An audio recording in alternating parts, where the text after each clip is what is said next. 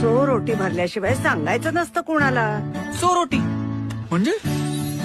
म्हणजे चोरून भरायची ओटी. तिसऱ्या महिन्यात भरतात ती. आणि कुणाला कळू नये ना म्हणून दिवे लागणीच्या नंतर भरतात ती. अगं तिसऱ्या महिन्यापासून बाळाचे अवयव तयार व्हायला लागतात. डोळे, नाक, कान, हात, पाय सगळ्याला आकार यायला लागतो. बाळ स्थिरावतं म्हणून मग 3 महिने होईपर्यंत कुणालाच सांगायचं नाही. हो, आणि एकदा की चोरोटी भरली की सगळ्यांना सांगायला मोकळे आपण.